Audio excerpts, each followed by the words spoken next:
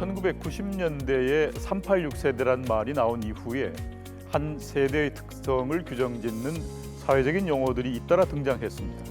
X세대, Y세대, N세대 같은 표현이 그것들입니다. 이처럼 세대를 규정짓는 용어는 소비와 유행에 민감한 X세대, 인터넷과 함께 자란 N세대처럼 단순히 표현만 다른 것이 아니라 그 이전 세대와는 사고방식과 행동 양식이 전혀 다르고 그에 따른 문화와 특성도 상당한 차이를 보입니다. 그렇다면 지금의 V세대는 어떨까요? V세대는 원래 생기발랄하고 씩씩한 2010년대 젊은이들을 가리키는 표현이었는데 코로나 이후로는 바이러스의 V자로 대변되는 지금의 젊은이들을 말합니다. 코로나로 비대면 소통과 교육 환경에 놓인 지금의 10대, 20대 V세대들에게 가장 필요하고 적합한 교육은 무엇일까요? 오늘은 서울대학교 사범대학 기획부학장이신 이선영 교수와 함께 그 이야기를 나누어 보도록 하겠습니다. 먼저 교수님의 강연을 들어보겠습니다.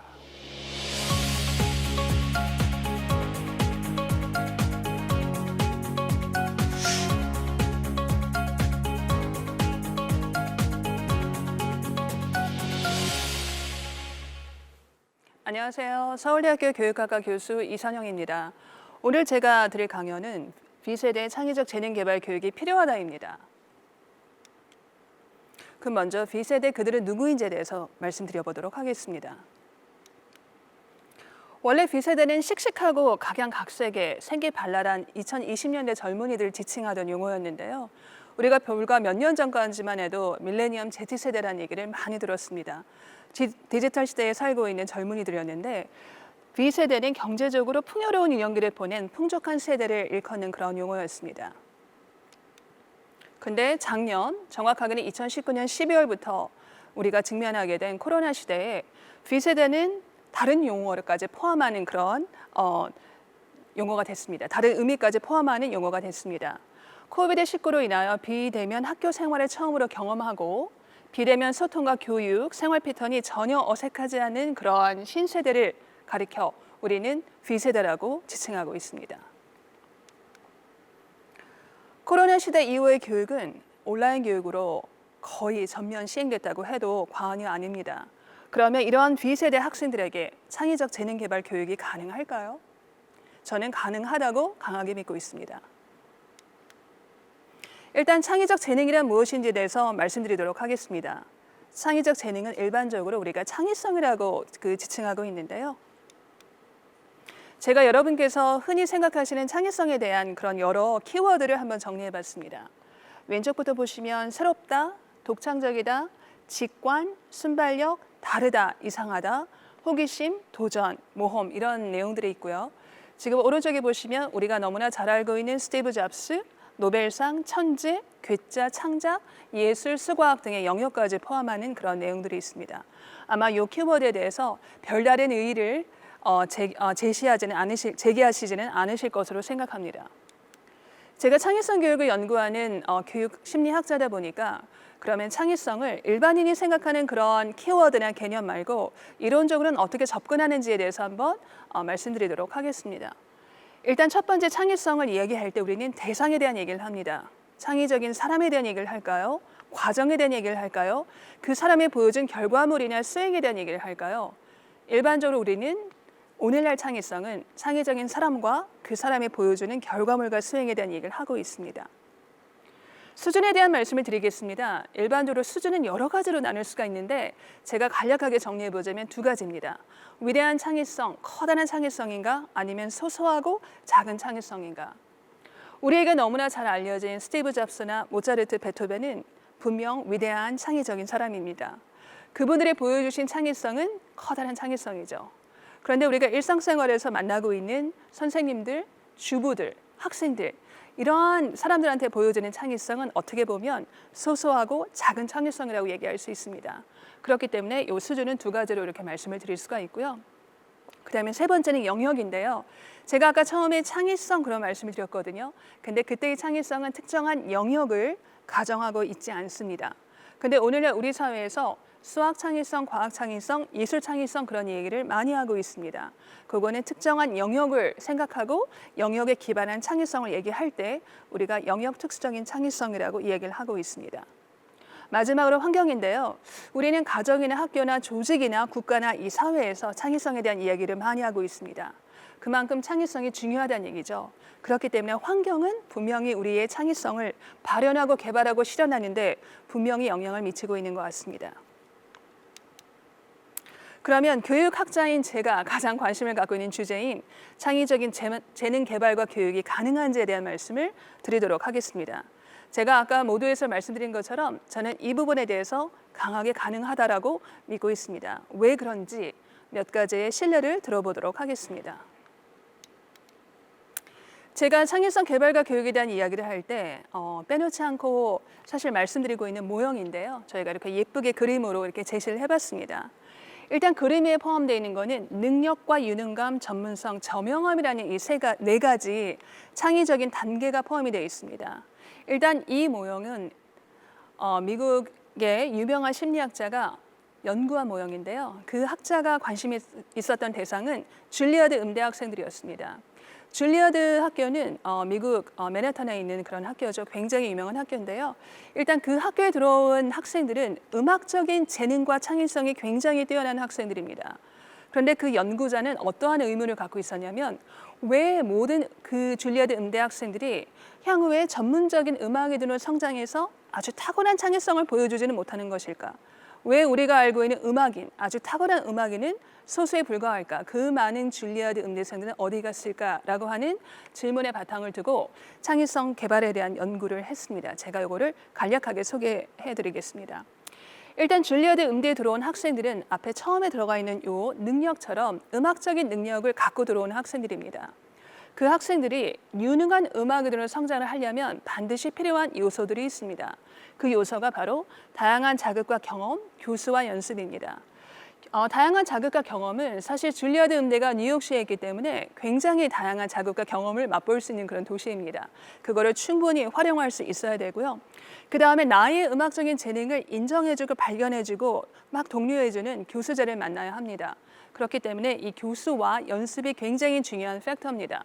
그래서 능력이 뛰어난 음악 학생들이 다양한 자극과 경험을 충분히 활용하고 나를 인정해주는 교수자를 만나고 연습을 열심히 하게 되면 유능한 음악인으로 성장할 수 있습니다. 이렇게 유능한 음악인으로 성장하는 음악 대학 학생들이 왜 모두 다 전문가적인 음악인으로 성장하지 않을까요? 모형은 다음과 같은 요인들을 조금 더 추가했습니다. 여기 밑에 보시면 다양한 자극과 경험, 교수와 연습은 벌써 갖고 있다라고 생각하시면 되고요. 그 다음에 추가될 요인은 뭐냐면 자신의 강점과 약점을 분명하게 인식하고 자신감을 회복해야 된다라고 하는 것입니다. 줄리아드 음대에 들어온 학생들은 모두 다 1등이었던 학생들이었습니다. 그런데 학교에 들어오고 난 다음에 보니까 너무나 음악들을 잘하는 거예요. 그래서 자신감이 뚝뚝뚝뚝 떨어집니다. 연구자가 얘기하는 포인트는 그렇게 경쟁이 치열한 환경에서 본인의 강점과 약점을 제대로 인식한다면 자신감을 회복할 수 있다. 이것이 바로 우리가 얘기하는 회복 탄력성이라는 얘기입니다. 자신감을 회복해야지 그 이후에 본인의 창의적인 재능이 개발될 수 있습니다. 두 번째 요소는 사회성과 순발력인데요. 음악이라고 하는 영역 안에서 나한테 어떠한 것을 기대하고 있는지를 읽을 수 있어야 됩니다. 그것이 바로 우리가 얘기하는 행간을 읽는다는 얘기입니다. 어떻게 보면 음악 영역의 트렌드라든가 아니면 기대치 같은 거를 잘 알고 있어야 된다는 얘기인데요. 전문적인 음악인으로 성장하기 위해서는 이렇게 자신의 강점과 약점을 제대로 인식하고 회복 탄력성을 보이고 사회성과 순발력을 갖고 있어야 합니다. 그러면 전문가로 성장하는 음악인들은 한 상위 5%에서 한 10% 정도에 해당됩니다. 그런데 저명함을 보이는 음악인들은 상위 1% 내외입니다. 그들은 누구일까요? 다양한 자극과 경험, 교수와 연습, 강약점 인식, 자신감 회복, 사회성과 순발력을 모두 갖고 있는 그런 전문가적인 음악인들은 실제로 굉장히 안정적인 삶을 살게 됩니다. 그런데 안정적인 삶을 산다고 가만히 있는 것이 아니라 무언가 새롭게 도전을 해야 됩니다. 여기서 중요한 거는 도전입니다. 그리고 본인이 갖고 있는 음악적인 그런 개성, 색채를 남들과 공유할 수 있는 그런 카리스마를 갖고 있어야 됩니다. 그것이 어떻게 보면 리더십입니다. 뿐만이 아니라 내가 갖고 있는 음악적인 재능을 팔 수 있는 네트워킹을 형성하고 있어야 됩니다. 그래서 지금 필요한 요인들이 네트워킹과 도전, 리더십과 카리스마입니다. 이러한 모든 요인들을 갖고 있는 사람들은 사실은 상위 1%고요. 우리가 연주회, 공연을 가서 음악을 듣는 불과 얼마 안 되는 그런 소수의 음악입니다. 이렇게 창의성 개발과 교육은 단계별로 이루어지고 있는데요. 제가 이 모형을 좋아하는 이유는 과연 우리 교육 현장에서 이렇게 필요한 변인들에 대해서 우리가 한 번이라도 배워본 적이 있을까입니다. 저는 개인적으로 그렇게 많이 배워본 것 같지는 않습니다. 그렇기 때문에 이 모형을 굉장히 중요하게 생각하고 제가 교육을 할 때도 이런 것들을 좀 많이 강조하고 교육을 시키려고 노력을 하고 있습니다. 제가 건축에 대한 관심이 많이 있습니다. 이것도 마찬가지로 교육에 대한 이야기를 할 때 건축 창의성에 대한 말씀을 드리고 있는데요. 10명의 건축가들에 대한 연구를 진행을 했습니다. 연구 문제는 아주 심플합니다. 이분들은 어떻게 창의적인 아이디어를 만들어냈을까? 어떤 요인들이 이분들의 창의적인 건축물에 영향을 미쳤을까입니다. 그런데 재미있게도 제가 생각했던 요인들과는 조금 많이 달랐습니다. 일단 이분들한테 가장 중요했던 것은 어린 시절 경험한 다양한 예술과 문화 경험이었습니다. 어린 시절 미술관 갔던 경험, 음악회 갔던 경험, 산책했던 경험 이런 것들이 이분들한테 굉장히 중요한 창의적인 그런 자극이 됐고요. 그다음에 두 번째는 교육학자인 저한테는 조금 아쉬운 얘기였지만 대학 이후의 교육이 중요했습니다. 그러니까 중고등학교나 대학 시절의 교육보다는 그 이후의 교육과 그 이후에 만났던 멘토들의 영향을 많이 받았다라고 얘기를 하고 있습니다. 세 번째는 건축이라는 그 영역의 특성상 많은 사람들과 의사소통하면서 협업을 해야 합니다. 제가 이게 굉장히 중요하다고 생각했던 거는 아까 모두에서 우리는 창의성을 생각할 때 창의성은 외롭고 고독하기 때문에 혼자 하는 거다라고 많은 분들이 생각하실 수 있는데요. 실제로 협업과 의사소통 능력이 굉장히 중요하다는 것이 창의적 아이디어를 만들어내고 건축물을 만들어내는데 굉장히 중요한 팩터였습니다. 네 번째는 사회적인 제약과 창의적인 사고였는데요. 이 부분도 굉장히 중요한 그런 결과였습니다. 일반적으로 창의성은 자율이다, 통제를 주면 안 된다, 개방적인 사고다로만 생각을 많이 하는데 건축가들은 어떤 규칙이나 규율을 잘 따라야 됩니다. 건물을 지으려면 법규도 알아야 되거든요. 그래서 어떤 말씀을 하셨냐면 이러한 제약들이 그분들의 창의성이 경계선 밖으로 너무 나가지 않도록 잡아줬다 그런 역할을 했습니다.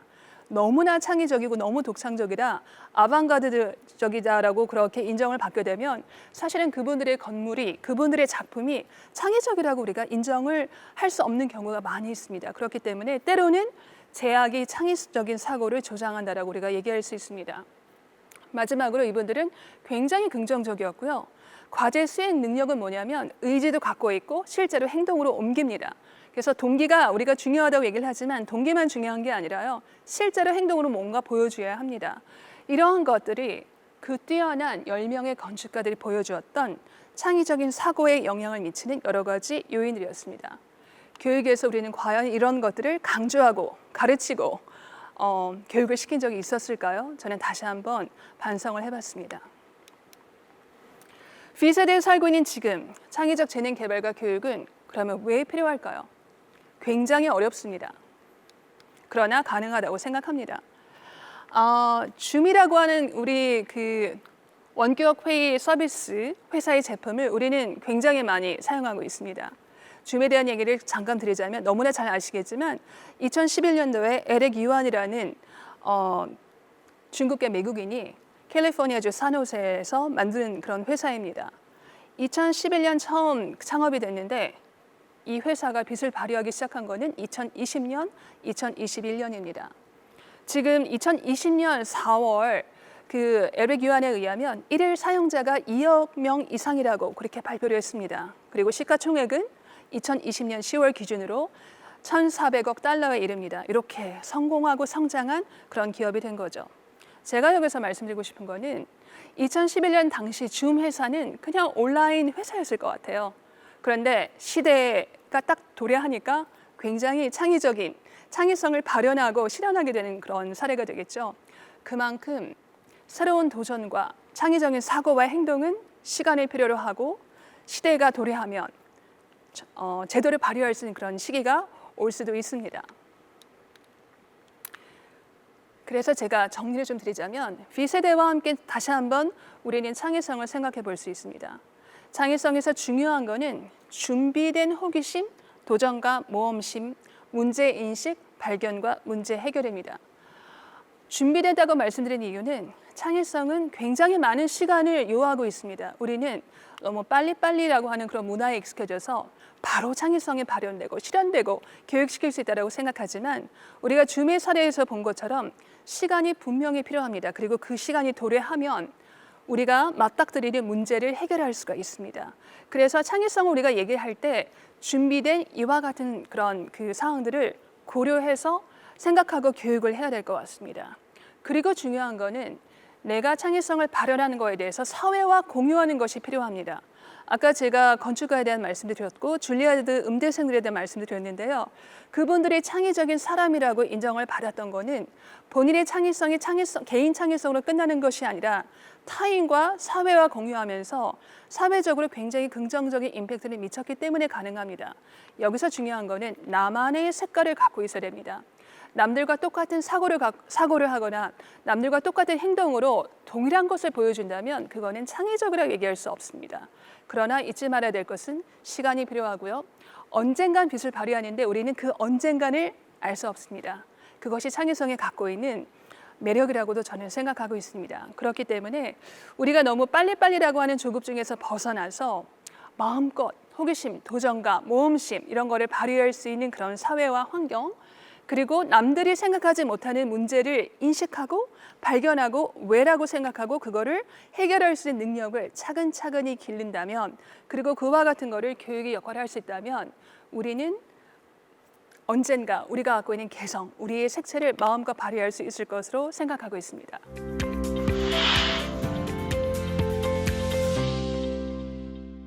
이 교수님 너무 좋은 강의 잘 들었습니다. 재밌게 들었습니다. 또 기존의 창의성에 대해서 생각하고 있는 그 많은 것들에 대해서 좀 다르게 생각할 수 있는 기회도 주신 것 같고 너무 좋은 강의 들었습니다. 근데 이제 사실 아주 좀 단순하지만 중요한 질문이라고 생각합니다만은 이제 저희들이 한국 교육을 생각할 때 항상 많이 비판해온 것 중에 하나가 우리가 너무 창의적이지 못하고 주입식 강의를 교육을 해왔다 이렇게 비판해 왔습니다. 그래서 우선 먼저 왜 이 창의성 교육이 필요한가 이제 그 설명이 좀 필요할 것 같습니다. 네, 그게 사실은 쉬운 말씀은 아닌 것 같아요. 왜 창의성 교육이 필요할지. 그런데 사실 사회에서 창의성을 얘기할 때는 안정적이거나 편안할 때 얘기하고 있지는 않습니다. 뭔가 문제가 발생할 때 그 문제를 해결하려면 그 해결책을 어디서 찾을까 보면 그냥 창의성에 대한 얘기를 하는 것 같아요. 왜냐하면 창의성이라는 것 자체가 기존에 있던 생각을 그대로 하는 것이 아니라 남들과 조금 다르게 생각하는 거거든요. 근데 만약에 문제가 도래하게 되면 기존의 방식으로 해결이 안 되기 때문에 자꾸 새로운 방식을 찾게 되는 것 같습니다. 그래서 과연 문제가 뭐지? 그게 바로 이제 문제 발견이라고 우리가 얘기를 하고 있는데요. 과연 문제가 뭐고 문제를 어떤 식으로 해결해야지 지금 직면하고 있는 그런 상황을 잘 해결할 수 있을까? 이제 그거에 대한 고민을 하다 보니까 우리가 태평한 성대한 시대에는 창의성에 대한 얘기를 하고 있지는 않지만 진짜 우리가 뭔가 필요하거나 해결해야 될 어떤 상황의 문제에 직면을 했을 때 창의성을 자꾸 얘기를 하게 되고 자꾸 창의성 교육이 필요하다라고 얘기를 많이 하게 되는 것 같습니다. 그러니까 우리 교육이 그런 어떤 좀 더 나은 문제를 해결하고 어려움을 극복할 수 있는 창의적인 그런 방향으로 나가기 위해서 어떤 아쉬운 점도 있는지 어떤 문제점이 있는지 생각하신 게 있으면 좀 소개를 해주시면 고맙겠습니다.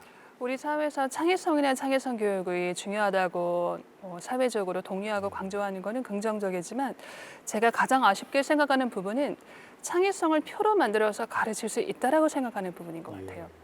그 얘기 뭐냐면 창의성이 중요하다라고 하면 모든 교육 현장에서 다 창의성에 대한 얘기를 하면서 창의적인 어떤 교수법이나 학습 방법이나 이런 것들을 가르치려고 하고 있거든요. 근데 제가 실제로 아까 강연에서 말씀드린 것처럼 줄리아드 음대생들이나 그리고 건축가들의 어떤 창의적인 사고나 창의적인 건물이나 결과물을 낼 때 중요한 거는 그러한 인위적인 가르침이 아니라 어릴 때부터 사실은 체화된 여러 가지 경험들과 다른 사회적인 변이들이 더 많았습니다. 예를 들면 어릴 때 마음껏 뛰어놀게 하는 그런 사실 분위기가 되게 필요하고요. 예술 문화 경험하는 게 굉장히 중요하고, 그다음에 어떤 분들은 혼자 산책하는 시간도 굉장히 필요하다라고 말씀을 또 하셨거든요.